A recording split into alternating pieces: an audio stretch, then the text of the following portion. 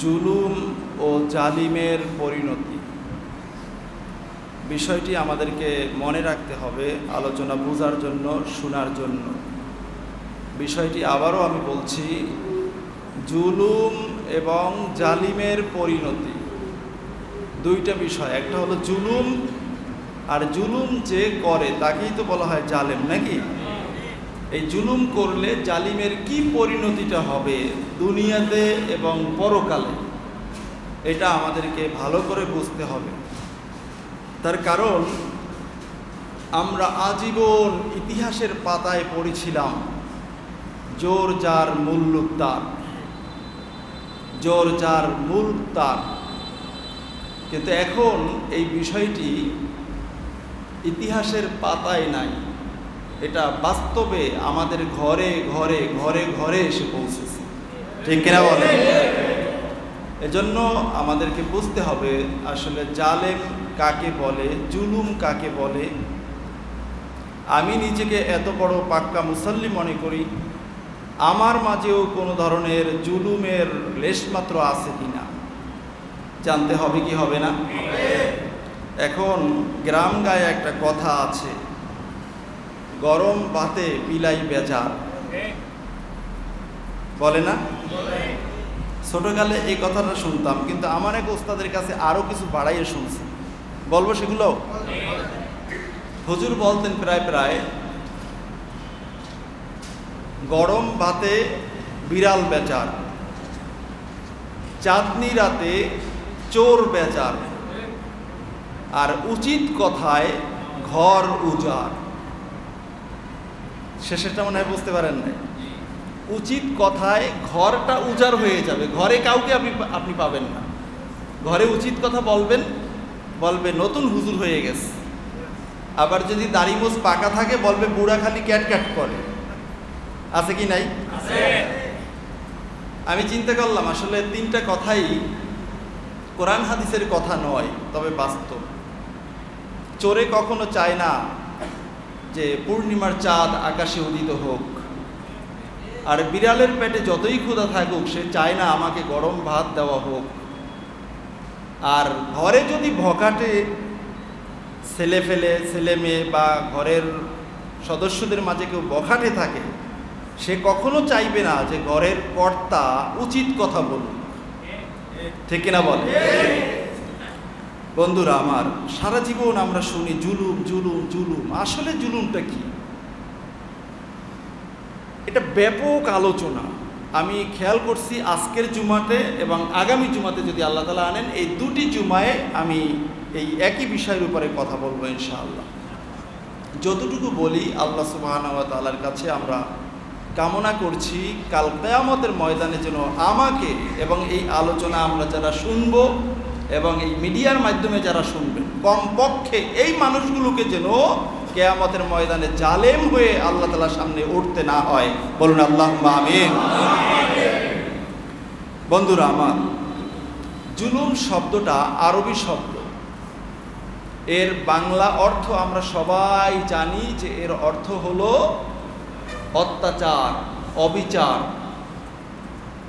জোরাজুরি করা ইত্যাদি।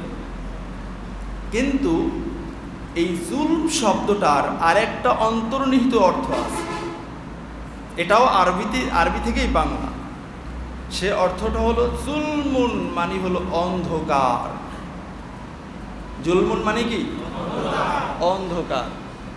এখন তো দোয়া টোয়া সব উঠাই দিয়েছে, দোয়া আর দরকার নাই। আপনারা যারা মুরাব্বি আছেন, ছোটকালে কিন্তু মক্তবে অজুর দোয়া পড়তেন। অজুর দোয়া পড়তেন কি? যে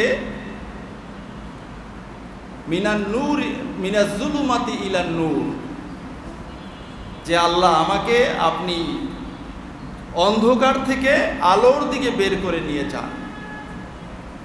অজুর দোয়ার ভিতরে এগুলো আমরা পড়তাম না? এখন না, এগুলো বেদাত বেদাত বেদাত, সব বেদাত। শুধু সুন্নাত আছি আমি পৃথিবীতে, আর কেউ বেদাত, আর সব বেদাত। এখন আলোচনার মাঝে আসবে যে জুলম শব্দের অর্থ অন্ধকার কেন, আর পারিভাষিক দৃষ্টিকোণ থেকে আমরা জুলুম শব্দের সংজ্ঞা এভাবে বলতে পারি যে অন্যায়ভাবে কাউকে শারীরিক, মানসিক আর্থিক যে কোনোভাবে অবিচার বা নির্যাতন করাকেই জুলুম বলা হয়। কয়েকটা বিষয়, শারীরিক, মানসিক, আর্থিক, এই তিনটা হলো উল্লেখযোগ্য। এছাড়াও যদি অন্য কোনো পদ্ধতিতে কাউকে অবিচার করা হয়, নির্যাতন করা হয়, তাহলে সেটাকেও বলা হবে জুলুম। এই জুলুমের অনেক ধরন রয়েছে।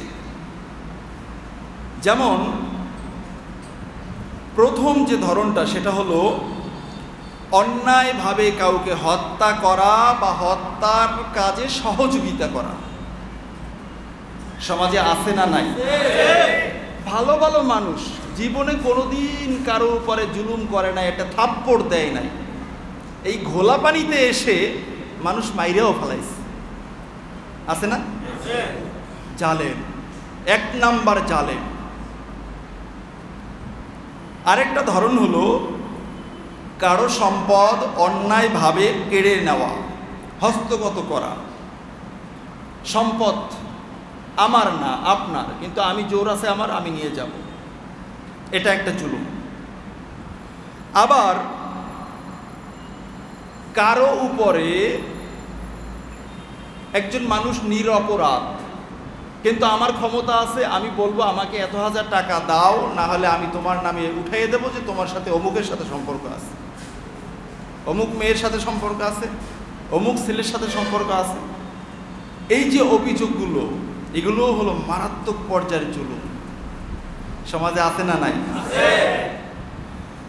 এরপরে আরেকটা জুলুম হলো অন্যতম জুলুম, সেটা হলো আল্লাহ সুবহানাহু ওয়া তাআলার আইন, হুকুম, আহকাম বাদ দিয়ে মানব রচিত মতবাদকে নিজের জন্য, সমাজের জন্য, রাষ্ট্রের জন্য বাধ্যতামূলক করা।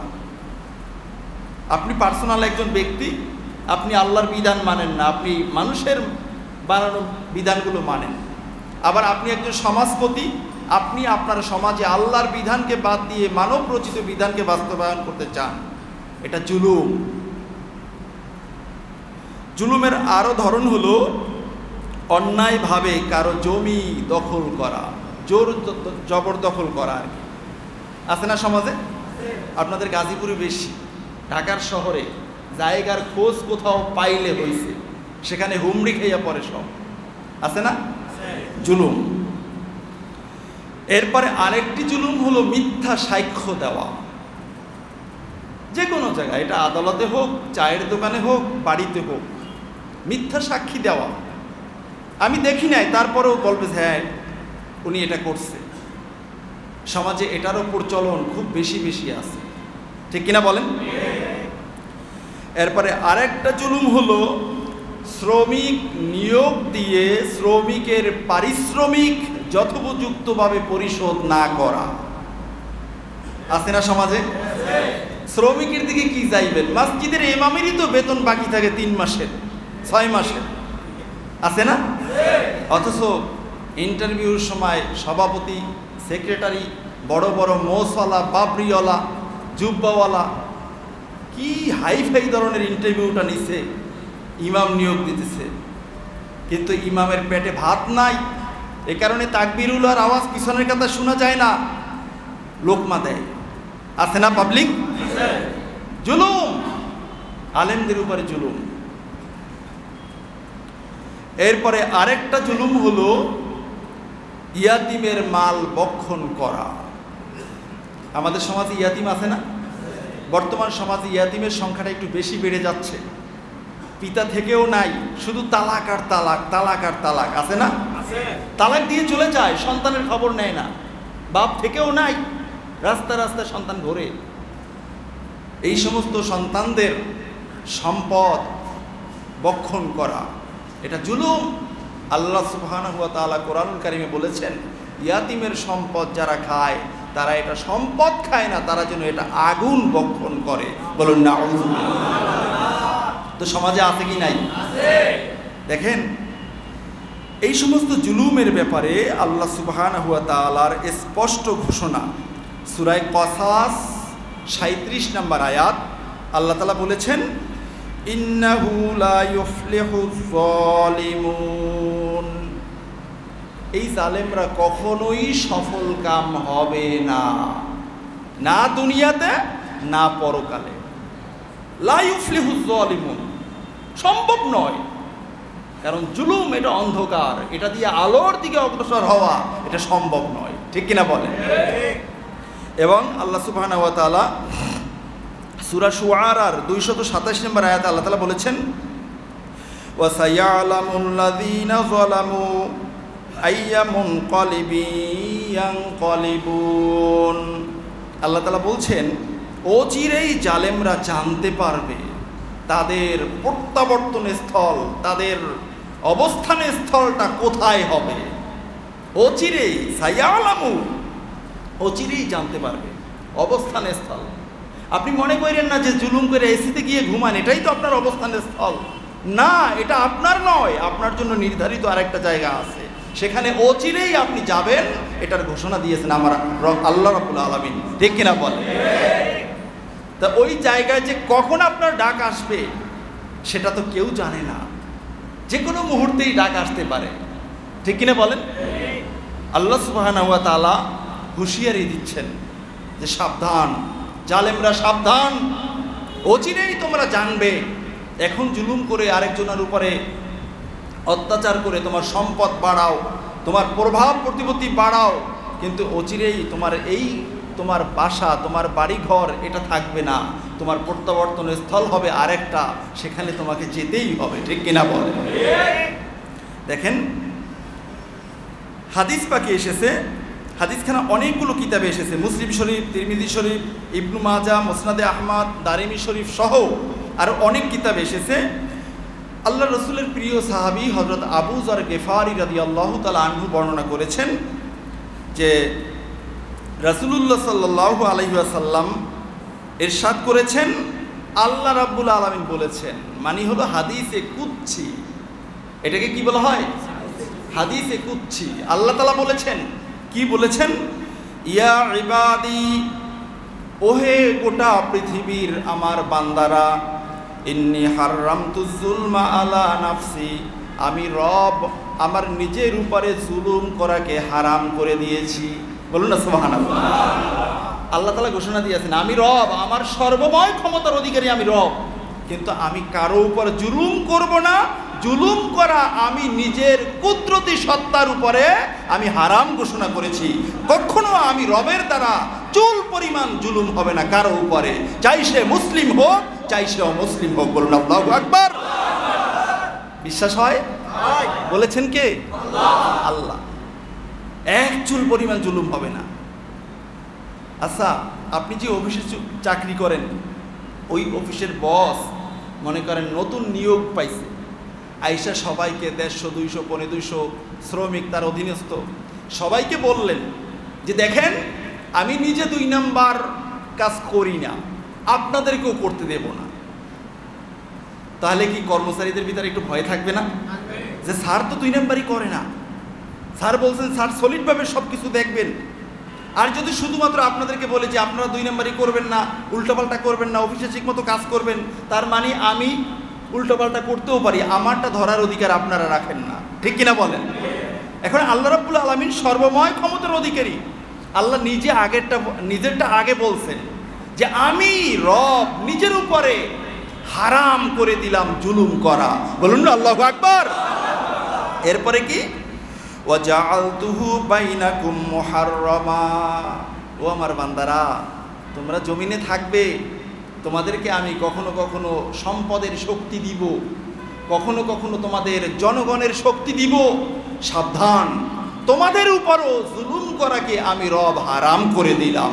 আল্লাহু আকবার। তোমরা জুলুম করতে পারবে না।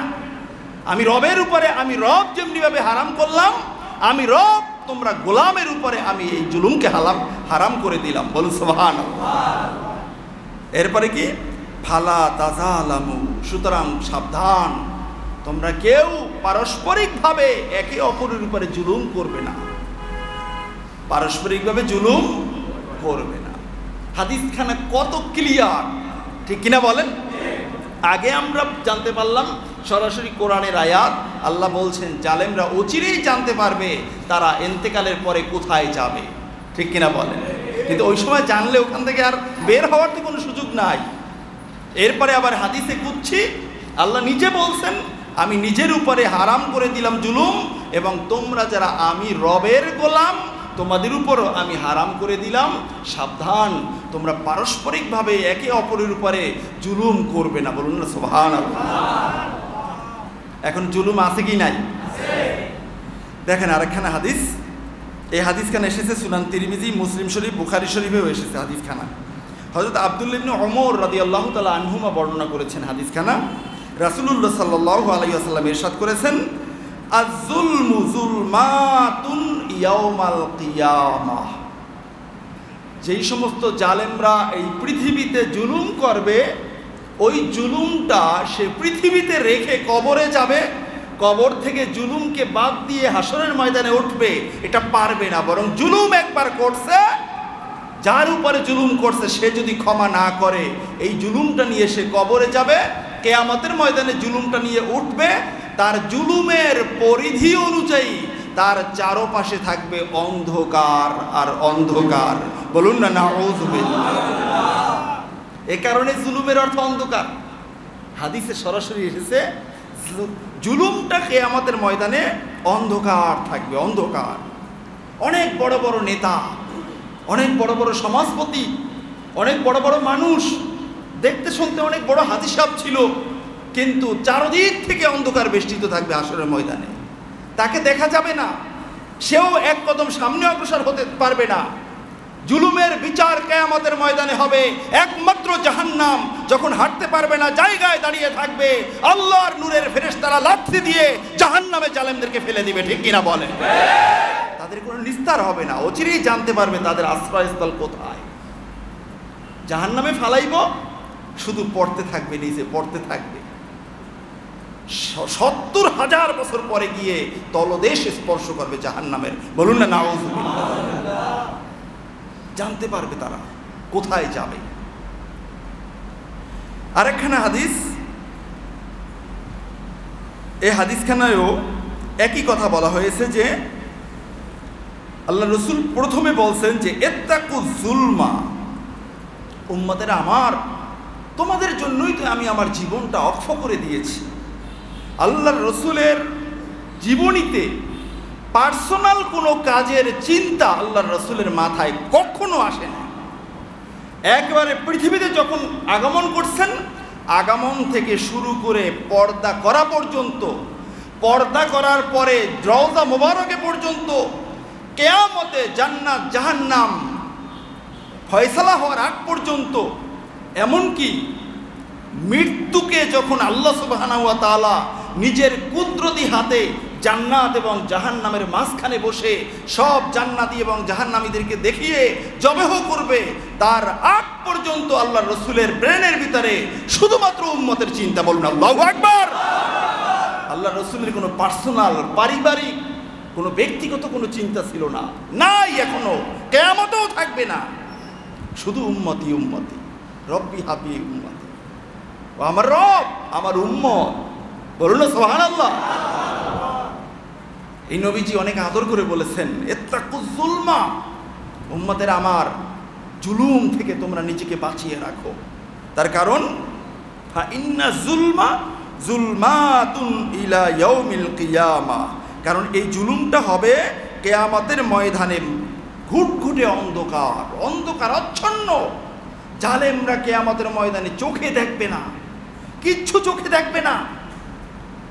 জালেমদের কোনো নিস্তার থাকবে না, ডানে না যাইতে পারবে, বামে যাইতে না পারবে, সামনে না পিছনে না, ঠায় জায়গায় দাঁড়িয়ে থাকবে জালেমরা। ক্ষমতা গেল কোথায়? কই তোমাদের ক্ষমতা? আর কি ক্ষমতা দুনিয়াতে পেয়েছিলে? আল্লাহ রাব্বুল আলামিন তখন গুণে গুণে প্রত্যেকটা জুলুমের বিচার আল্লাহ তাআলা নিজে করবেন। বলুন না সুবহানাল্লাহ। কত ভয়াবহ অবস্থা। জালেম থাকবে এক পক্ষে, আমার রবের ক্ষমতা থাকবে এক পক্ষে। আমার রবের ক্ষমতা জালেমের উপরে অ্যাপ্লাই করা হবে। জুলুম করেছিলে দুনিয়াতে বসে, দিয়েছিলাম, প্রত্যেকটা মানুষ আমরা যা কামাই করি তা কি খাইয়া মরতে পারে? কেউ কেউ মরতে পারে না। যত টাকা ইনকাম করে কেউ খাইয়া মরতে পারে না। এত টাকার দরকার কিসে? এত জায়গার দরকার কিসে? জালেম আছে কি নাই সমাজে? বন্ধুরা আমার, দেখেন জালেমদের কি পরিণতিটা হবে। সূরা ফুরকান 27 এবং 28 নম্বর আয়াত আল্লাহ সুবহানাহু ওয়া তাআলা বলতেছেন, ওয়ায়াউমা ইয়া'আদ্দুয যালিমু আলা ইয়াদাইহি ইয়াকুলু ইয়া লাইতানি ইত্তাখাযতু মা'আর রাসূলি সাবিলা। আল্লাহ বলছেন কিয়ামতের ময়দানে জালেমরা বলবে, হায় আফসোস, হায় আফসোস, আমি যদি অমুককে আমার পথ প্রদর্শক হিসাবে গ্রহণ না করতাম। এই কথাটা বলবে। আর ওয়ায়াউমা ইয়া'আদ্দুয যালিম আলা ইয়াদাইহি, জালেমরা হাত কামড়াইতে থাকবো আর এই কথাটা বলতে থাকবো। হাত, আমরা অনেক সময় বেশি টেনশনে পড়লে আঙ্গুল কামড়ায় না?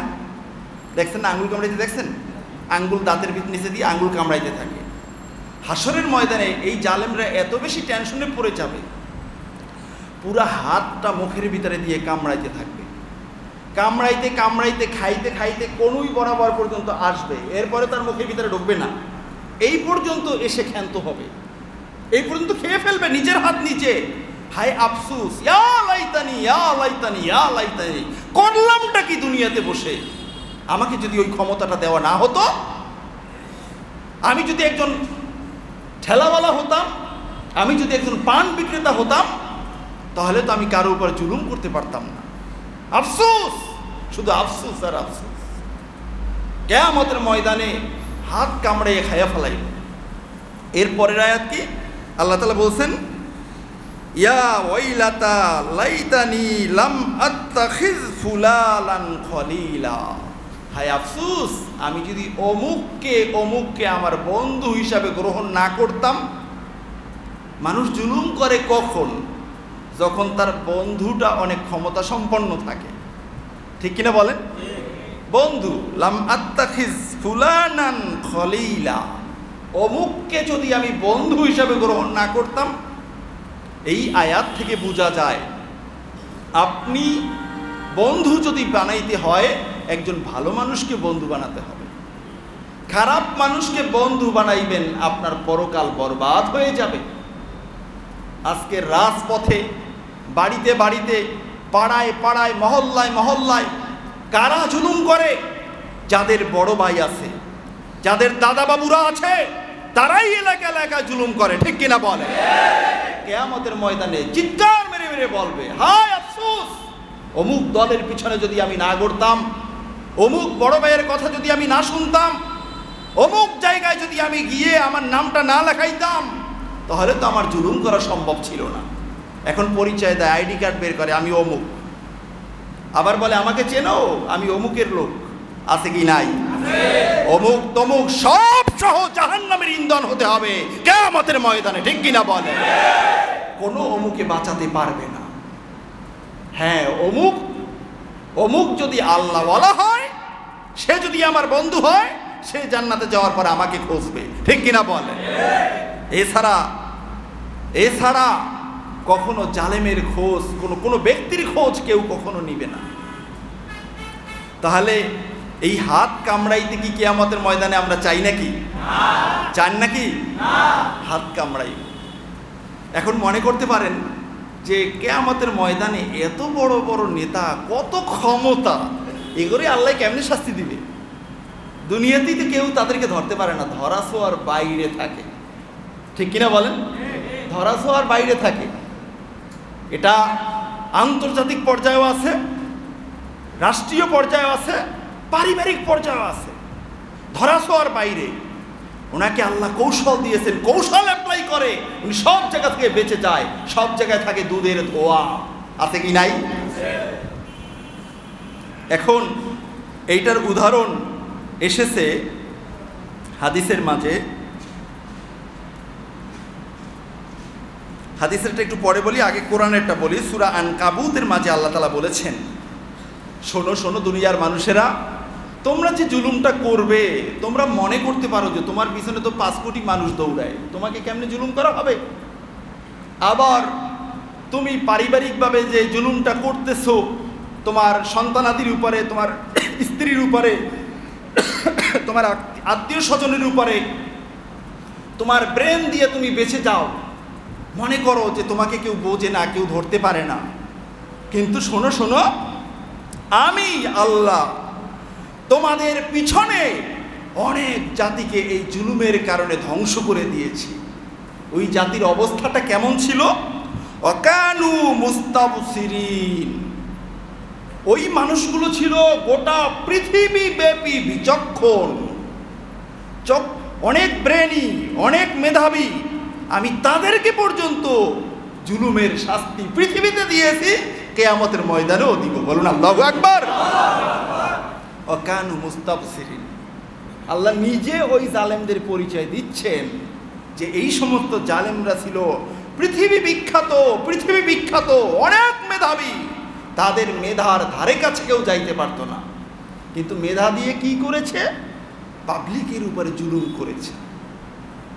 আল্লাহ নিজে তাদের পরিচয় দিয়েছেন। এ কারণে আমি অকুল ফাকুল্লান আখাযনা বিযামবিহি, আমি তাদের প্রত্যেকেই তাদের পাপের কারণে পাকড়াও করেছি, দুনিয়াতে ধরেছি, আর বাকিটা ধরা কিয়ামতে হবে। তাদেরকে কেমনে ধরেছি?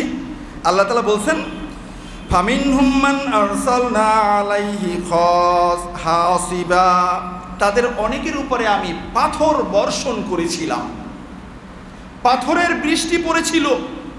জুলুম করতে করতে জুলুমের মাত্রা যখন অনেক বেড়ে গিয়েছে, আল্লাহর পক্ষ থেকে আকাশ থেকে পাথরের বৃষ্টি তাদের উপরে আমি বর্ষণ করেছি। পাথরের বৃষ্টি যদি হয় তাহলে কি মানুষের কোনো আশ্রয়স্থল আর থাকে? পাথরে সব ভেঙে ফেলে। আর ওই পাথর তো ছোট ছোট হলেও এটা 5 তলা 10 তলা বিল্ডিংয়ের ছাদের উপরে পড়লে একেবারে মাটি পর্যন্ত ভেদ করে চলে যাবে, কারণ ওটা আল্লাহর গজবের পাথর। ঠিক কিনা বল? ছোট পাথর বিদায় আপনি আপনার বিশাল সীসাডালা প্রাচীরের ভিতরে ঢুকবেন, বিল্ডিংয়ে ঢুকবেন, বিশাল অট্টালিকায় ঢুকবেন, আশ্রয় পেয়ে যাবেন, তা নয়। আব্রাহার হাতি বাহিনী, বিশাল বাহিনী, তাফসিরের মাঝে এসেছে যতজন সৈনিক ছিল ততটা ছোট্ট ছোট্ট পাথর কণা, যেই পাথর কণাটা ছিল ছোলা বুটের চেয়েও ছোট, মুসুরি ডালের চেয়ে একটু বড়। প্রত্যেকের জন্য এক একটা বরাদ্দ ছিল, একটা হাতির জন্য একটা বরাদ্দ, একটা মানুষের জন্য একটা বরাদ্দ। যার জন্য যেটা বরাদ্দ তার মাথার উপরে সেটাই পড়েছে। আর অতটুকুন পাথরে মানুষ আর হাতি এমনভাবে মাটির সাথে মিশে গেছে, আল্লাহ নিজেই বলছেন কাসফিম মাকুল, তাদেরকে চর্বিত পশুর ঘাসের মতো আমি বানিয়ে দিছি, মাটির সাথে মিশে গেছে। মাটি দেখে বোঝা যাইতো না কোনটা মানুষ আর কোনটা হাতি। বলুন নাউযুবিল্লাহ। অস্ত্র ছিল কি? বুঝে থাকলে সবাই বলেন কি? কত বড়? অনেক বড়। কতটুকু? মুসুরি ডাল। মুসুরি ডাল চেনেন না? লাল লাল মুসুরি ডালের মতো। তাফসীরদের মারাত্মক একটা বর্ণনা আসছে, এক লোক এই কালো মেঘ দেখা খুব দ্রুত পালাইয়ে গেছে, পালাইয়ে অনেক দূরে চলে গেছে। সব পাখিগুলো তাদের পাথর ছেড়ে তারা চলে গেছে, কিন্তু একটা পাখি শুধু ঘুরতেছে। তার কারণ তার হাতে, তার পায়ে যে পাথরটা আছে, এটার জন্য বরাদ্দ যে মানুষটা, ওই মানুষটাকে পাচ্ছে না, এ কারণে ঘুরতেছে। ঘুরতে ঘুরতে ঘুরতে ঘুরতে পাখি তো আল্লাহর হুকুমে চলে, আল্লাহ তাআলা জানিয়ে দিয়েছেন পাখি এইদিকে না, এইদিকে যাও, গেলে পাবে। কয়েকশো মাইল দূরে গিয়ে সেই সন্ত্রাসীকে পেয়ে তার মাথায় ওখানে ফেলছে, আর ওখানে সে মাটির সাথে মিশে গেছে। বলুন আল্লাহু আকবার। আল্লাহর গজব, ইন্না বাতশা রাব্বিকা লাশাদীদ। আল্লাহর ধরা বড় কঠিন, বড় কঠিন, ছেড়ে যাওয়ার, পার পাওয়ার কোনো উপায় নাই। আল্লাহ তাআলা পাথর বর্ষণ করেছেন। অমিনহুম মান আখাযনাহু সাইহা, আল্লাহ সুবহানাহু ওয়া তাআলা অনেক জোরে গর্জন দিয়ে, অনেক জোরে আওয়াজ দিয়ে কাউকে কাউকে দুনিয়া থেকে বিদায় করেছেন। আপনি কত জোরে আওয়াজ সহ্য করতে পারবেন? পারবেন না। এমনকি এই আওয়াজ দিয়েই আল্লাহ সুবহানাহু ওয়া তাআলা কিয়ামত সংগঠিত করবে। অনেক জোরে আওয়াজ, এটা কিন্তু মানুষ নিতে পারে না। বৈজ্ঞানিক হিসাব আছে যে কতটুকুন পরিমাণে আওয়াজ মানুষ নিতে পারবে। এ কারণে কানে যারা ইয়ারফোন দেয় আস্তে আস্তে ব্রেনের সমস্যা হয়, আস্তে আস্তে বিভিন্ন ধরনের সমস্যা দেখা যায়, কারণ বেশি আওয়াজ বারবার বারবার কানের ভিতরে আঘাত করে। আল্লাহ বলছেন অনেক জালেম ছিল যাদেরকে আমি আওয়াজ দিয়ে, গর্জন দিয়ে আমি পৃথিবী থেকে দূর করেছি, জাহান্নাম তাদের জন্য অপেক্ষমান। আবার আবার অমিনহুম মান খাসাফনা বিহিল আরদ, কাউকে কাউকে আমি জমি ধস, ভূধস দিয়ে কাউকে কাউকে মেরেছি। জমিনের উপর দাঁড়াই আছে, জমিনটা সহ মাটির নিচে ডুবে গেছে। জমিন তাকে আর উঠতে দেয় না, তাকে কামড়ে ধরছে আল্লাহ তাআলার নির্দেশে। অমিনহুম মান আগরাকনা, তাদের মাঝে কাউকে কাউকে আমি আবার পানি দিয়ে ডুবাইয়া মারছি। কি দিয়া মারছে?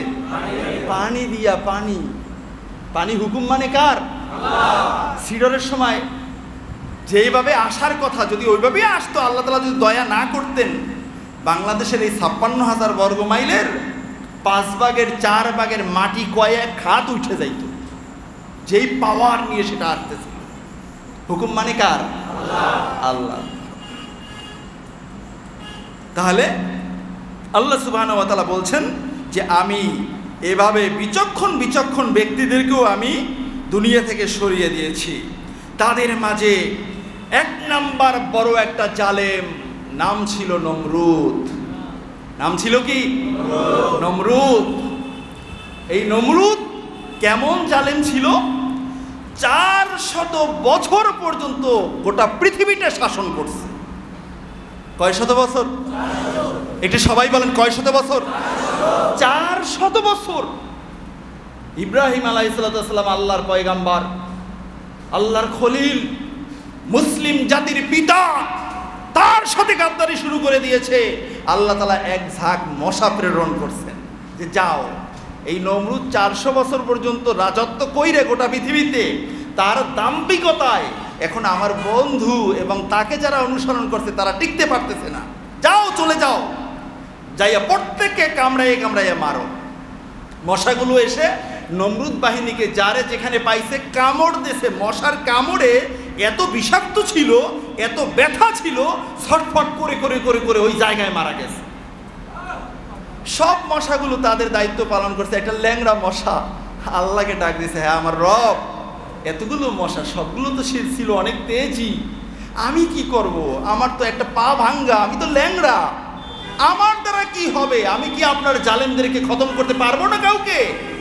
আল্লাহ বলছেন, ল্যাংড়া মশা তুমি অপেক্ষা করো, তোমার জন্য বড় কাজটাই আমি বরাদ্দ করে রেখেছি। বাকি সব চেলা চামুন্ডাগুলো শেষ হয়ে যাক, এরপরে তোমার কি করণীয় আমি তোমাকে বলবো। বলুন আল্লাহু আকবার। নমরুদ ৪০০ বছরের রাজা, গোটা পৃথিবী ব্যাপী, মাথায় কেরাসিন আছে না, অনেক বুদ্ধি। সে দৌড়ে গিয়ে এক জায়গায় আত্মগোপন করছে। কারণ দেখবেন আমাদের দেশেও দেখবেন নেতারা মারামারি বাজাইয়া দিয়া তারা এসিতে বসে ওই লাইভ দেখে। লাইভ আছে না? নমরুদ মার্কা নেতা আছে কি নাই? আরে বেটা, তুমি নেতা হলে তুমি থাকবে সবার আগে, তুমি কেন ঘরে থাকো? ঠিক কিনা বলেন?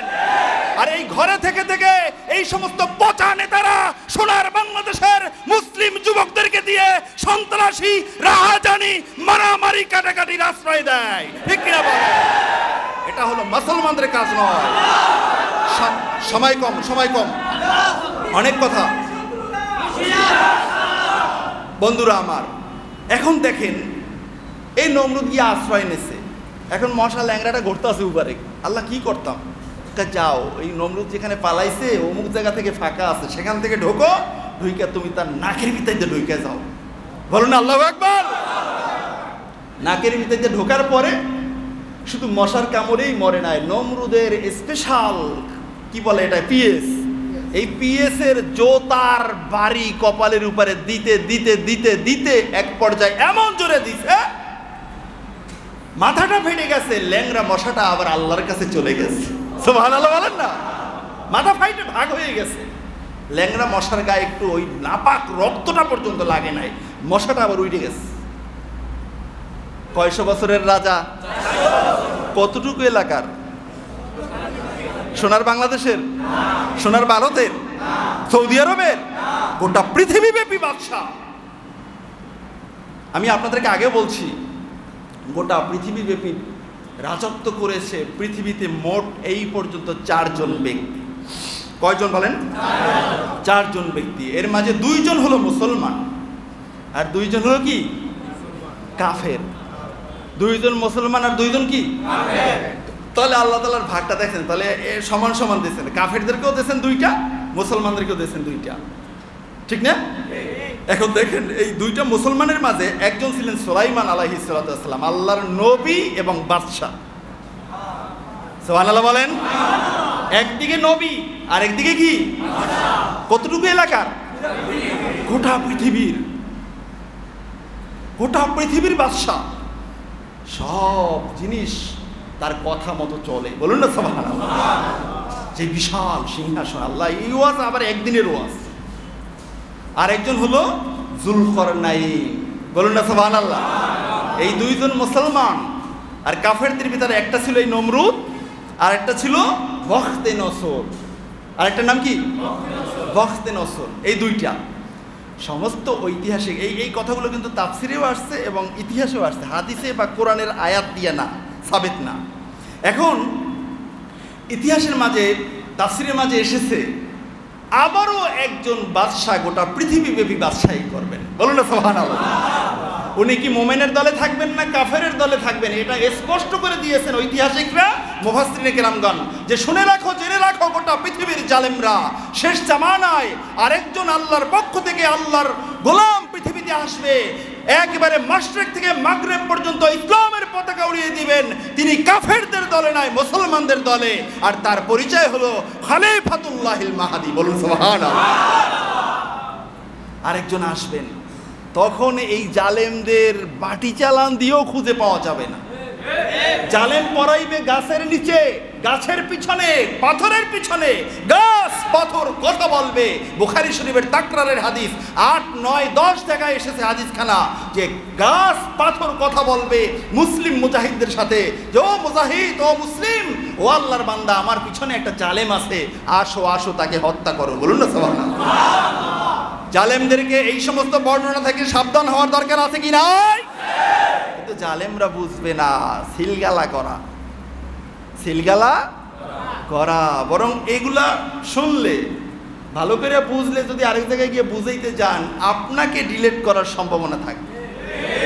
কিন্তু মুসলমান জাতি ডিলেটকে ভয় পায় না, ডিলেটকে ভয় পায় না।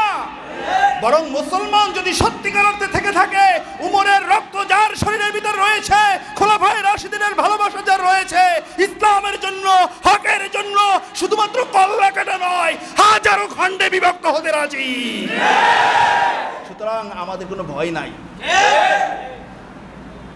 বন্ধুরা আমার, এখন এই নমরুদ 400 বছরের রাজত্ব চালাইছে। আল্লাহ ধরছেন, মারছেন, এখন আযাবের ভিতরে আছে, কিয়ামতেও আযাবে থাকবে। এরপরে চিরস্থায়ী তার অবস্থান স্থান সায়ালামু, সে জানতে পারবে যে আমার জায়গাটা কোথায়, ঠিক কিনা বলেন?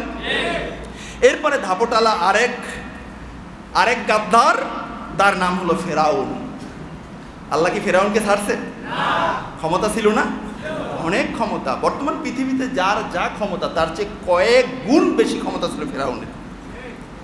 ফেরাউনকেই তো ছাড়ে নাই। আর নমরুদকে তো ছাড়াইতে পারবে এমন কোনো দাদাবাবুর জন্ম পৃথিবীতে এখনো হয় নাই, হবেও না। হওয়ার আগে ইনশাআল্লাহ খলিফাতুল্লাহিল মাহদি আসবেন, ঠিক কিনা বলেন? এখন এই ফেরাউনের ব্যাপারে আল্লাহ তাআলা কোরআনুল কারীমে বলেছেন, তার বর্ণনা, ইন্নাহু কানা মিনাল মুফসিদিন। এই ফেরাউন ছিল একটা ফাসাদ সৃষ্টিকারী, ফেরাউন ছিল একটা গাদ্দার, ফেরাউন ছিল একটা জালেম। যাকে তাকে মারতো, যাকে তাকে ধরতো, যাকে তাকে জেলখানায় ঢুকাইতো, যাকে তাকে ফাঁসি দিত। ভালো আর মন্দের কোনো বিচার ফেরাউনের কাছে ছিল না। তার কারণ জুলুম করতে করতে দুনিয়াতেই তার চোখে অন্ধকার দেখতো, ভালো কিছু দেখার সুযোগ ছিল না। আল্লাহ তাআলা ফেরাউনকেও মারছেন। এরপরে আরেকটা গাদ্দার হলো কারুন। নাম কি বলেন? কারুন।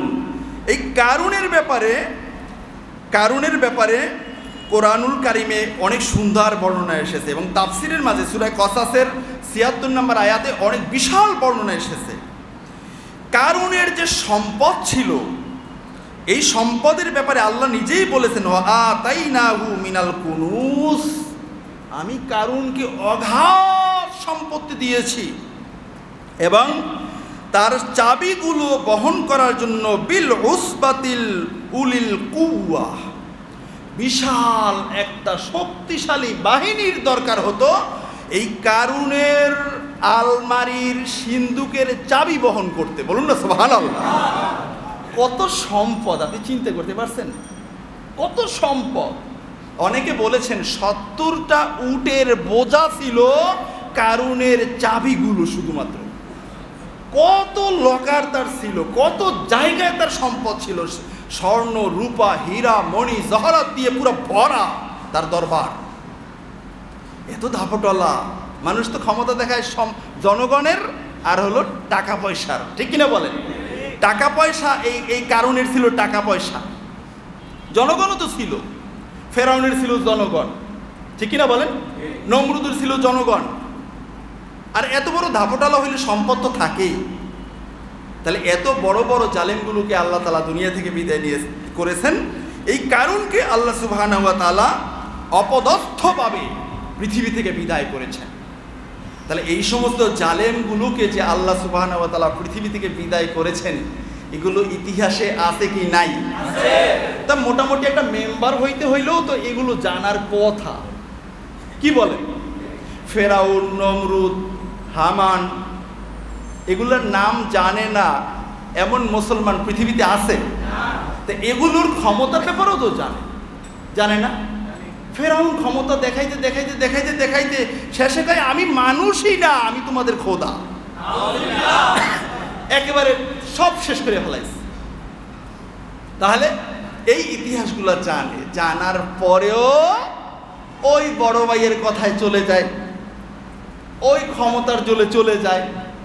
আহা, আমার চেয়ারটা তো লাগবেই, চেয়ার ছাড়া কেমনে চলে? আছে কি নাই? তাদের জন্য মডেল ফেরাউন, নমরুদ, হামান, এই সমস্ত এই কারণের দলেরা, ঠিক কিনা বলেন? দেখেন সূরা হুদ ১১৩ নম্বর আয়াত। কষ্ট হচ্ছে আপনাদের? এখানে কে কে জালেম আছেন হাত উঁচু করেন তো। কেউ নাই? আছেন, পারিবারিক ভাবে হইলেও আছেন। মেম্বার না, চেয়ারম্যান না, কি জালেম জুলুম আর করবেন? বড় কোনো পদ সদ নাই, কিন্তু ঘরে তো বউ আছে, মাইয়া বলা আছে। সেখানে তো আপনি চেয়ারম্যান, মিনিস্টার, কত কিছু আপনি সেখানের, ঠিক কিনা বলেন? বউয়ের কাছে ক্ষমতা সবাই দেখাইতে পারে। একটা গল্প মনে পড়ছে, বলবো? হযরত সুলাইমান আলাইহিস সালামের জামানার কথা। এই যে একটু আগে বললাম গোটা পৃথিবী রাজত্ব করছে না, এই ঘটনা আপনারা পাবেন হায়াতুল হাইওয়ানের মাঝে। হায়াতুল হাইওয়ান মানে হলো প্রাণীদের জীবনী। ওখানে ১০০০টা কম ৯৯৯টা প্রাণীর জীবন প্রণালী ওখানে আছে। লিখছেন আল্লামা দামিরি রহিমাহুল্লাহু তাআলা, যুগ শ্রেষ্ঠ একজন আলেম এবং একজন বড় ধরনের আল্লাহর ওলি। প্রাণীদের সাথে কথা বলে বলে তাদের জীবন প্রণালী লিখছেন কিতাবের মাঝে। বলুন না সুবহানাল্লাহ। আল্লামা দামিরি বলছেন, একদিন সুলাইমান আলাইহিস সালাম তার দরবারে বসা, হঠাৎ করে দেখতেছেন সুলাইমান আলাইহিস সালামের প্রাসাদের কোনায় একটা চড়ুই পাখির বাসা। এখন চড়ুই পাখি, চড়ুই আর ওটার কি, মহিলাটার কি বলে? একই তো, চড়ুই পাখি তো বলে। পুরুষ আর মহিলা এক জায়গায়, মহিলাটা ঘরের ভিতরে আর পুরুষটা বারান্দায় দাঁড়ানো। ঘরের বারান্দা দেখছেন না ওদের বাসা কেমন থাকে? তো বাহিরে দাঁড়াই দাঁড়াই বলতেছে, এই শোনো, তুমি আমাকে চেনো? এখন ভিতর থেকে মহিলা বলে, হ্যাঁ তোমাকে চিনি না, তুমি কে? তোমাকে তো আমি চিনি। না, তুমি আমাকে এখনো চিনতে পারো নাই। আমি তোমাকে ডাকছি যে কাজের জন্য, এই কাজে তুমি আসতেছো না, তুমি আমার ক্ষমতার ব্যাপারে কিচ্ছু জানো না। তুমি বিশ্বাস করো, আমার যদি রাগ চেতে আমি সুলাইমান আলাইহিস সালামের এই বিশাল প্রাসাদকে উঠাইয়া তোমার গায়ের উপর ফেলাইতে পারি। বলুন না সুবহানাল্লাহ। কে বলছে? চড়ুই পাখির ক্ষমতা কত বড়! এই ছোট বাচ্চারা ঠ্যাং টাইনে দিলেও তো উড়ে যাইতে পারে না, ঠিক কিনা বলেন? ওই যে এক ধরনের গাছ আছে, আমাদের যশোরে বলে কসা গাছ, আপনারা কি বলেন জানি না, রাস্তার পাড়ে যে বেড়া দেয়, এই সবুজ সবুজ পাতা হয়, মোটা মোটা কসা কসা গাছ হয়, যে এই গাছ থেকে এক ধরনের আঠা ঝরে, যেই আঠাগুলো দিয়ে আগের যুগে মানুষেরা দেখতাম ওই পোস্ট অফিসেও পিওনে ওই কতগুলো আঠা নিয়ে বোতল ভিতরে ঢুকিয়ে রাখতো, এগুলো দিয়ে চিঠি লাগাইতো। আপনারা দেখছেন নাকি এগুলো? এই গাছগুলোর কষ বের হয়েছে, এই কষের উপরে চড়ুই পাখি ভুলে গিয়ে দাঁড়াইছে, আর উঠে যাইতে পারে না, শেষ, এখানেই চিটপটা। এরকম দেখছি আমি। এখন এই চড়ুই পাখি এই ক্ষমতা নিয়ে বলে সুলাইমান আলাইহিস সালামের বিশাল প্রাসাদ উঠাইয়ে নাকি তার বউয়ের গায়ে ফেলাইব। কি আশ্চর্য কথা! সুলাইমান আলাইহিস সালাম তার দরবারে বসে পুরোটা কাহিনী শুনছেন। শোনার পরে লোক পাঠিয়ে যায়, যাও তো এই চড়ুই পাখি দূরে ডাইকে নিয়ে আসো। কি বলে, আশ্চর্য কথা! তার ভিতরে এত ক্ষমতা আসলো কোত্থেকে? এখন আসার পরে দুইজন সামনে আসছে, দাঁড়াও, মাথা নিচে দিয়ে দাঁড়ায় রয়েছে। এখন ওই বেটাটারে জিজ্ঞেস করে, এই তুমি একটু আগে কি বলছো? কোনো কথা বলে না। এখন বলে, বলো, আমি শুনছি, তোমরা তো জানোই যে আমি পশু পাখির ভাষা জানি, সব শুনতে পাই, জানতে পারি। এখন কোনো কথাই বলে না। পরে বলে, কথা যেহেতু বলো না, তাই এটা বলছো কেন, এটা বলো। তুমি কেমনে আমার এই বিশাল রাজপ্রাসাদ এটা উঠাইয়া তোমার বউয়ের গায়ে তুমি ফালাবা? এত ক্ষমতা তুমি কেমনে পাইলা? এই ক্ষমতা তোমার ভিতরে কোত্থেকে আসলো? তখন চড়ুই পাখি বেটাটা মাথা নিচে দিয়ে বলে, হুজুর জানেন না, ভালোবাসার কোনো রুলস নাই। বলো না সুবহানাল্লাহ। আমি তারে ডাকছি ভালোবাসার জন্য, এখন সে আসবে না। মহিলাদের মান অভিমান থাকে না, যারা বিবাহিত তারা বলতেছেন, অনেক সব মান অভিমান থাকে না। এখন ডাকছেও পার্সোনাল কাজের জন্য, আসবে না। এখনকার তোমার গায়ের উপর বিল্ডিং ফেলাবো, এখন এটা বলছি কেন? ভালোবাসার জন্য। বলো না সুবহানাল্লাহ। তাহলে এই চড়ুই পাখির মতো ক্ষমতা পৃথিবীতে মানুষ অনেকেই দেখাইতে চায়। ক্ষমতা নাই এক পয়সারও, ক্ষমতা দেখায় কোটি কোটি টাকার, আছে কি নাই? আরে বেটা, পেট খুললে জায়গা পাওয়া যাবে না, মেয়ে এলাকার বড় মাস্তান হয়ে গেছে, আছে কি নাই? এমন পাতি নেতা আমরা দেখার জন্য সোনার বাংলাদেশ স্বাধীন হয় নাই, 5ই আগস্ট কায়েম হয় নাই। বন্ধুরা আমার, এজন্য জালেমদেরকে শায়েস্তা করতে হবে। জালেমদেরকে এই জমিনে জায়গা দেওয়া যাবে না। আল্লাহর কসম, জালেম মুক্ত ভূখণ্ড না হলে আল্লাহর গজব মাথার উপরে অপেক্ষমান, ঠিক কিনা বলে? আল্লাহ কি বলছেন দেখেন, সূরা হুদের 113 নম্বর আয়াত। আল্লাহ বলছেন, ওয়ালা তারকানু ইলাল্লাযীনা যালামু ফাতামাসসাকুমুন নার। আল্লাহ বলছেন, সাবধান সাবধান, তোমরা জালেমদের দিকে ঝুঁকে পড়বে না। জালেমদের দিকে ঝুঁকে পড়বে না, ওইদিকে মাইল হবে না। তার ক্ষমতা, তার অনেক কিছু দেখে তার দিকে ঝুঁকবে না। যদি ঝুঁকো, ফাতামাসসাকুমুন নার, তোমাদেরকে কিন্তু জাহান্নামের আগুন গ্রাস করে নিবে। কে বলছেন? আল্লাহ। জালেমদের দিকে ঝুঁকা যাবে না, কে বলছেন? আল্লাহ। তাহলে জালেমদেরকে কি মদদ দেওয়া যাবে? জালেমের দল করে আরেকজনের মাথা ফাটানো যাবে? কখনো সম্ভব নয়। আমি আল্লাহকে ভয় পাই, আমি আল্লাহর গোলাম, তোমার গোলাম নয়। তুমি খাওয়াও না, পড়াও না, তার কারণ 16-17 বছর তোমাদের কোনো ক্ষমতা ছিল না, ঠিক কিনা বলেন? মানুষের ক্ষমতা আসে আর যায়, আসে আর যায়। এটাই সোনার বাংলাদেশের অবস্থা, গোটা পৃথিবীর অবস্থা। বললে মন খারাপ করবেন? আপনি একটু চিন্তা করেন, বয়স যদি 40 বছর হয়ে থাকে, 40 বছর আগে আপনি ছিলেন নাপাক, দুর্গন্ধযুক্ত, আপনার কারণে আপনার বাবার গোসল ফরজ হয়েছে, ঠিক কিনা বলে? কিসের ক্ষমতা দেখান, কিসের ক্ষমতা দেখান? কত বড় বড় নেতা, ওই যে গাজীপুরে 1 মিনিটের নাই ভরসা, নাকি 1 সেকেন্ডের, কিনা নাম কি সাই, হ্যাঁ, ফিরোজ শাহী, গাজীপুরের তো ঘটনা। গাজীপুরের স্টেজে কোন জায়গায় না, জানেন না আপনারা? 1 সেকেন্ডের নাই ভরসা, কয়ে টানতেছে বাস, স্টেজই শেষ। উনি কি জানতেন? এই কারণে বন্ধুরা আমার, আল্লাহ বলছেন জালেমদের দিকে একটু ঝুঁকেন না। আপনার বাবা আছে, মা আছে, আপনার ভাই আছে, বোন আছে, আপনি কার কথায় গিয়ে আরেকজনের উপর জুলুম করেন? আপনার মায়া লাগে না? আপনার একটু চিন্তা আসে না? ওই জুলুমের জায়গায় যদি আপনি হতেন কেমন লাগতো? আপনি কি মানুষ না? আপনার কি গায়ে ব্যথা নাই? আপনার কি কলেজে নাই? আপনার কি আল্লাহ মেধা দেয় নাই নাকি গরু? গরুর কোনো মেধা নাই। মালিক যতই বলবে তুই অমুকের বিছে, অমুকের কি বলে ধান খেতে তুই মুখ দিস না, মালিক রেখে আসলে মুখ দেবেই দেবে। ঠিক কিনা বলেন? যদি মুসলমান হয়ে থাকেন আল্লাহর কোরআনের পথে চলে আসে, কোনো দল করার দরকার নাই, কোরআন হাদিস নিয়ে আপনি চলেন, ইনশাআল্লাহ সাহাবায়ে কেরামদের সাথে আপনার হাসর নাসর হয়ে যাবে, যদি ভালোবাসা থেকে থাকে। ঠিক কিনা বলেন? কষ্ট লাগে? আমি বলতেছি এখানে সারা দেশের লোক আছে, এখানে থাকে, গার্মেন্টসে চাকরি করে, এলাকায় বুতম 3টে খুইলে হাঁটে, মাস্তান, বড় মাস্তান, যাওয়ার দিনে ক্লিন শিপ করে যায়, আর অন্য দিনে তার দিকে তাকাইলে নাকের পশমার মোষ একাকার হয়ে যায়। এমন পাতি মাস্তান আছে কি নাই? অসভ্য কোথাকার। জীবন একটা, এটা আল্লাহর জন্য আমি দিব। ঠিক কিনা বলেন? আল্লাহ বলছেন ওয়ালা তারকানু ইলাল্লাযীনা যালামু ফাতামাসসাকুমুন নার ওয়া মা লাকুম মিন দুনিল্লাহি মিন আউলিয়া সুম্মা লা তুনসারুন। আল্লাহ বলছেন, ওরে আমার বান্দারা, খবরদার জালেমদের দিকে ঝুঁকে পড়বে না, কারণ ওই জালেমরা তোমাকে মোটেই সাহায্য করতে পারবে না। তোমাকে নির্দেশ একটা দিছে, হতে পারে জীবনেও ওই নির্দেশদাতার সাথে আর দেখা হবে না, হতে পারে তোমার দেখা হবে কার সাথে? আমি রবের সাথে। বলো না সুবহানাল্লাহ। আর যখন এই অবস্থায় দেখা হবে, তুমি একজনের নির্দেশ পালন করতে গিয়েছিলা, সুম্মা লা তুনসারুন, তখন তোমাকে আমি রব আর কোনো সাহায্য করব না, আর কোনো সাহায্য করব না। আমরা কি আল্লাহর সাহায্য চাই নাকি বড় ভাইয়ের সাহায্য? কার সাহায্য চাই? বন্ধুরা আমার, আমাদের সমাজে এমন অনেক জুলুম আছে যেগুলোকে আমরা জুলুম মনেও করি না, এমন অনেক জুলুম আছে যেগুলোকে জুলুম মনেও করি না। যেমন মনে করেন এই যে মানুষকে কষ্ট দেওয়া, কথায় হোক কাজে হোক যে কোনোভাবে হোক জুলুম, কিন্তু জুলুম এটা মনে করি না। আছে না?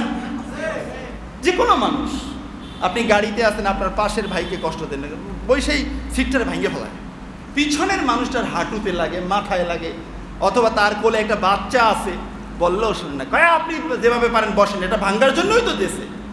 আরে মাতবার, টিকিট কাটছে 150 টাকা দিয়া, উনি 1.5 কোটি টাকার মালিক হয়ে গেছে, 1.5 কোটি টাকার গাড়ির মালিক হয়ে গেছে। আছে না এমন নাদান? মানুষকে কষ্ট দেওয়া, নিজের অজান্তে জালেম হয়ে যাচ্ছে, কথায় কথায় বউকে বলে না পারলে বাপের বাড়ি জাগা। আছে কি নাই? এমন বড় বড় জালেম আছে কি নাই? ওই চড়ুই পাখির মতো, ক্ষমতা নাই 1.5 টাকারও, ক্ষমতা দেখায় গোটা দুনিয়ার জন্য শাসক উনি। আছে কি নাই? এখন দেখেন, এরপরে কারণ আমি মিথ্যা অপবাদ দেওয়া, শ্রমিকের অধিকার না দেওয়া, আমানতের খেয়ানত করা, মানুষের গীবাত করা, চগলখুরি করা, এগুলো হলো সব জুলুম। জুলুম জুলুম। গীবাত আছে কি নাই? ভরা পুরো পৃথিবী, পুরো সমাজ ভরা। কি আলেম, কি গয়রে আলেম, গীবাত না করলে পেটের ভাত হজম হয় না। রাত্রে শুয়েও আবার কয় শরীরটা ভালো লাগে না, একটু চায়ের দোকান দিয়ে আসি, 1 কাপ চা খাইয়ে আসি, তো এখন গিয়ে গীবাতটা করে আসছি। আছে না এমন পাবলিক? সারাদিন যে কোনো কাজ খেতে ছিল বা কোথাও ছিল, ভাল লাগে না তার শরীরটা, সে এখন রাত্রে ঘুমের আগে গিয়ে হইলো চায়ের দোকানে গীবাতটা করে আসছে। আছে কি নাই মানুষ এরকম? মানুষের সাথে ধোঁকাবাজি করা, প্রতারণা করা। প্রতারণা যে কিভাবে চলে, ধোঁকাবাজি যে কিভাবে চলে সমাজে, অথচ আল্লাহ রসুল স্পষ্ট করে বলেছেন, মান ওয়াসা ফালাইসা মিন্না, যেই উম্মতটা আরেক উম্মতের সাথে ধোঁকাবাজি করবে ওইটা আমার উম্মতই না। উম্মত হইলেই না কিয়ামতের ময়দানে বিচার হবে, মাপ হবে, ওজন হবে, সুপারিশের কারবার হবে। এখন ওটা উম্মতই না, ওটার জন্য কিচ্ছু নাই, বিগয়রে হিসাব ফিন্নার। ঠিক কিনা বলেন? জাহান্নাম। এখন এরপরে ওয়াদা বা অঙ্গীকার ভঙ্গ করা, অঙ্গীকার ভঙ্গ করা এটাও হলো একটা জুলুম। কোনো প্রাণীকে কষ্ট দেওয়া এটাও একটা জুলুম। কোনো প্রাণীকে মানুষ কষ্ট দেয় না? প্রতিবেশীর ছাগল বকরিতে ঘাস খাইছে, যাইয়া দেখা যায় দা কাছে নিয়ে একেবারে পেটের ভিতরে ঢুকাই দেয়। আছে কি নাই? এরকম দেখছি। কয়দিন আগে আমি একটা ভিডিওতে দেখছি, এই একটা বড় বকরির উপরে একেবারে দা দিয়ে বড় জোরে কোপতেছে, হয়তো আপনারা দেখছেন, আর সাম্প্রতিক এটা আসছে। এইগুলো জুলুম। কিয়ামতের ময়দানে পার পাওয়ার কোনো সুযোগ নাই নাই নাই। সিলগালা করা, একেবারে সিলগালা করা। আপনার এই নামাজের দাগ কিয়ামতের ময়দানে কোনো কাজে লাগবে না। 2-4 বার যে মানুষকে দেখাইয়া আবার ধর্মের কথা বলেন, কোনো কাজে লাগবে না। কবরে থুইছে সবচেয়ে বড় হুজুর 5,000 টাকা দিয়ে নিয়ে আসতেন, বিসমিল্লাহি আলা মিল্লাতে রসুলিল্লাহ কইছে, আপনি তো মিল্লাতে রসুলিল্লাহ না, আপনি মিল্লাতে আবি জাহাল, ঠিক কিনা বলেন? বন্ধুরা আমার, দেখেন কেমনে জুলুম চলে। এই যে কয়েকদিন আগে মাইলেশনে যে বিমানটা ক্রাশ হলো, আমি পড়ে অবাক হয়ে গেলাম। একটা 2 লিটার পানির বোতল বিক্রি করছে নাকি 600 টাকা। কয়শো টাকা? তা ওর মতো বড় জালেম আর কে হতে পারে? বেটা পানি, বাংলাদেশে পানির কারণে মানুষ মারা যায়, পানিতে ডুবে মারা যায়। একটা 2 লিটার বোতল বিক্রি করে তুমি 600 টাকা। আবার রিক্সাওয়ালা ভাইয়েরা, সিএনজিওয়ালা ভাইয়েরা দাঁড়াই রয়েছে, ভাই চলো চলো অমুক হসপিটালে চলো, না যাবো না। আহা, কিসের মানবতা? তুমি তো বন্ধু থাকো সারাদিন হাওয়ার উপরে, তোমার জীবনটা তো সকালে তওবাতিল্লাহ পড়ে বের হওয়ার কথা। তুমি বলো না যাবা না, তুমি কাদেরকে নিয়ে যাবা? আকাশে ফেরেশতা নাকি জিন জাতি? কাদেরকে নিবা? এক মানুষের বিপদে আরেক মানুষ যদি না আসে, ওটা মানুষ নয়, জানোয়ার। আর জানোয়ার হলো এমন জানোয়ার, গরু ছাগলের জানোয়ারের বিচার হবে কিয়ামতের ময়দানে, শিং দিয়ে এক গুঁতো দিলেই শেষ। কিন্তু এই জানোয়ারের ওই রকম বিচার নয়, এই জানোয়ারের বিচার হবে জাহান্নাম। আছে কি নাই সমাজে? এরপরে দেখেন গোটা পৃথিবীতে কেমনে চলে জুলুমটা।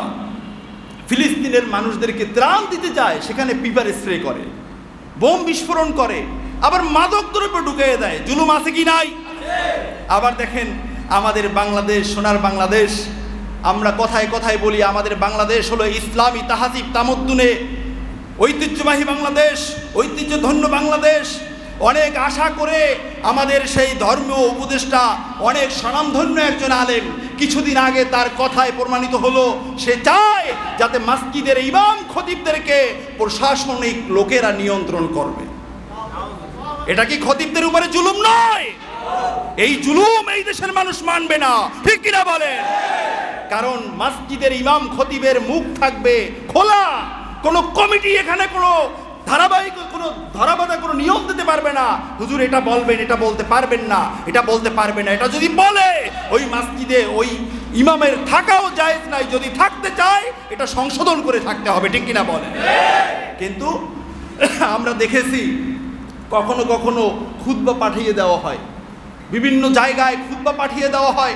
যখন প্রশাসনিক অধীনে চলে যাবে তখন খুতবা আসবে, খুতবার বাহিরে কোনো কথা বলা যাবে না। অথচ একজন খতিবের দায়িত্ব হলো যেই সমাজে সুদ চলে সুদের ওয়াজ করবে, ঘুষ চলে ঘুষের ওয়াজ চলে, রাষ্ট্র নিয়ে যখন রাষ্ট্রপতিরা রাষ্ট্র বিক্রির চক্রান্ত করবে, খতিব সাহেবরা তাদের কোরআন এবং সুন্নাহর দৃষ্টিতে তাদের কোমর ফাঁস করে দিবে জনগণের সামনে, ঠিক কিনা বলে? দেশের দেশপ্রেমের কথা বলবে, এটা খতিব সাহেবের দায়িত্ব। এখন যখন প্রশাসনের কাছে যাইব তখন তো এই কথা আর বলা। তাহলে একজন আলেম হয়ে কেমনে এই কথা চিন্তা করলাম? কেমনে চিন্তা করলাম? কে আমাকে টাকা দেয়? কে আমাকে দায়িত্ব দিল? এজন্য বন্ধুরা আমার, স্পষ্ট কথা, কিয়ামত হবে, কিয়ামতের পূর্বেই আমরা এসেছি। কিন্তু আমাদের মাঝে যারা আমরা দ্বীন ইসলামকে পছন্দ করি, আল্লাহর রাসূলকে ভালোবাসি, আল্লাহ রাব্বুল আলামিনের মহব্বত কলিজায় রয়েছে, সোনার বাংলাদেশে ইসলাম বিরোধী কোনো এজেন্ডা বাস্তবায়ন করতে দেওয়া হবে না ইনশাআল্লাহ। আর জাতিসংঘের মানবাধিকার সংস্থা আবার স্থাপন করতে চাই। এটা হলো আরেক শয়তানি, ইসলাম এবং মুসলমানদের মুখ বন্ধ করার এটা আরেকটা চক্রান্ত, ঠিক কিনা বলে? এটা মুসলমানরা হতে দিবে না।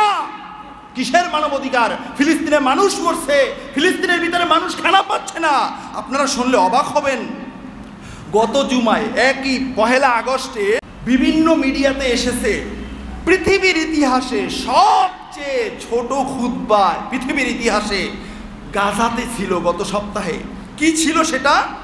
শিরোনামটা এসেছে এরকম, এতেজারু খুতাবাই গাজ্জাতি আন আদাই খুতবাতিল জুমা বিসাবাবিল জু। এই শিরোনামে এসেছে এক মসজিদের খতিব সাহেব জুমার আগে, এই যে আজকের আমরা আলোচনা করতেছি, আমি করতে পারতেছি কেন? আমার পেটে ওই রকম ক্ষুধা নাই যে আমি কথা বলতে পারি না, ঠিক কিনা বলেন? এখন আপনারাও যদি থাকতেন 1 মাসের অনাহারি, আপনারা কি এই আলোচনাগুলো শুনতে ভালো লাগতো? উনি দাঁড়াইয়া আইসে কি বলতেছেন দেখেন, লা আস্তাতিউ আন আখতুবা বিসাবাবি শিদ্দাতিল জু।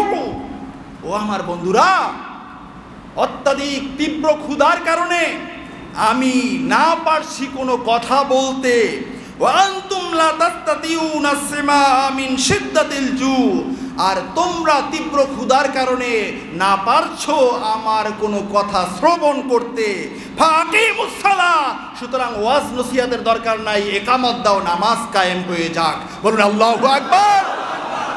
গাজার একজন ইমামের মুখেই খুতবা, আর আমরা বাংলাদেশে মুসলমান নাগরিক দাবি করে সেই ইহুদির বাচ্চাদেরকে আমরা আমাদের দেশে এনে বসাইতে চাই।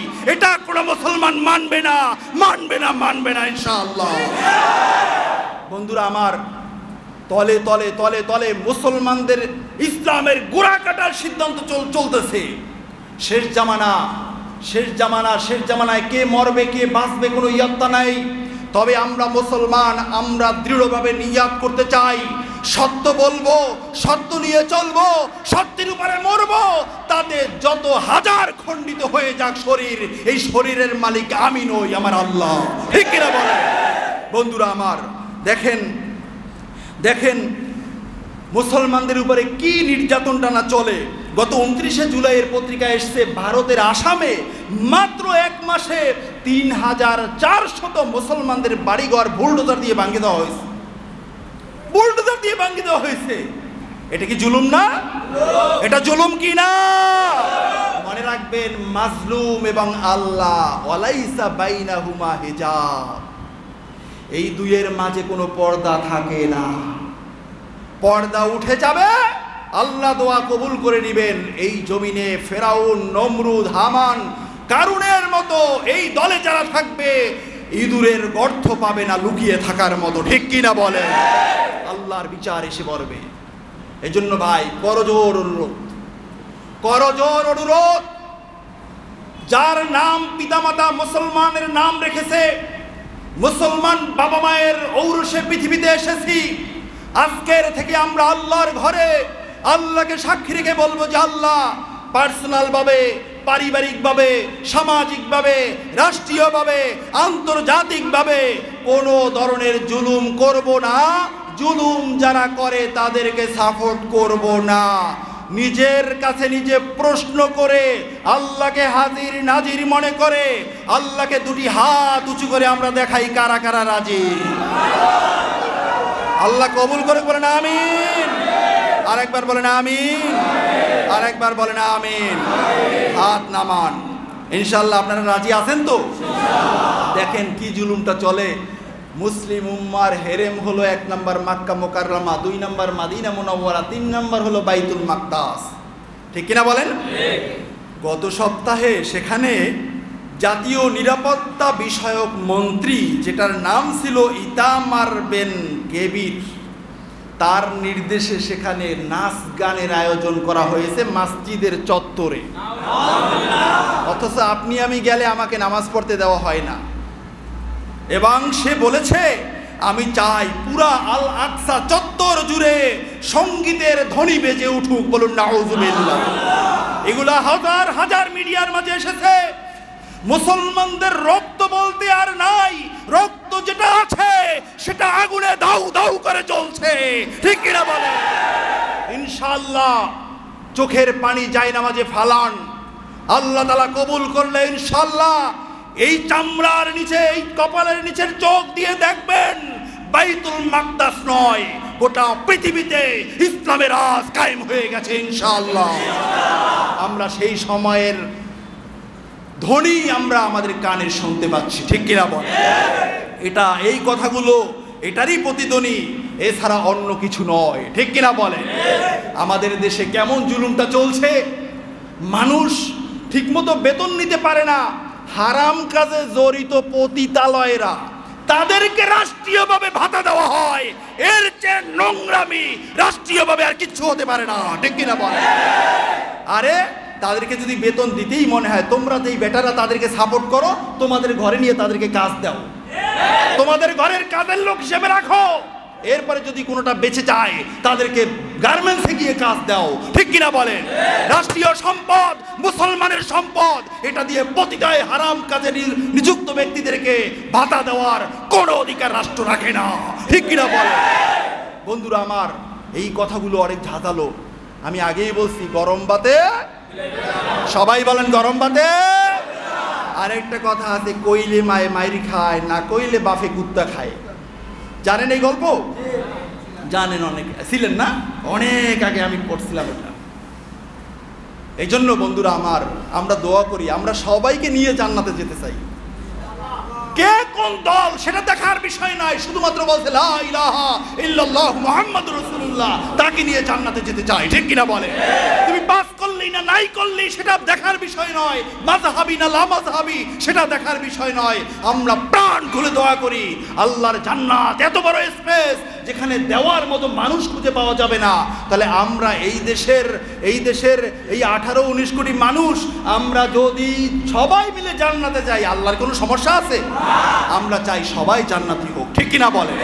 কিন্তু তারপরেও যদি তাদের কপালে জান্নাত না থাকে আর পর পর পর পর ইসলামের সাথে গাদ্দারি করতে থাকে, আমরা দোয়া করি যে আল্লাহ, আমাদের ওই ক্ষমতা নাই, আমার এই কথা কয়জনে শুনবে, তবে আল্লাহর আরশে পৌঁছবে ইনশাআল্লাহ। সবাই বলেন আল্লাহুম্মা আমিন। আল্লাহ শুনলেই হবে, কারণ কেউ না কেউ তো বলতেই হবে, ঠিক কিনা বলেন? এই বলাটাও আপনারা আমাকে সাপোর্ট করেন, এটাও প্রমাণ করে যে আপনি একজন মুমিন। এই সাপোর্ট যদি না করেন তাহলে বোঝা যাবে আপনি মুনাফিক। যেহেতু দাড়ি আছে, টুপি আছে, মুসলমানের নাম, আপনি মুসলমান নাই, মুনাফিক।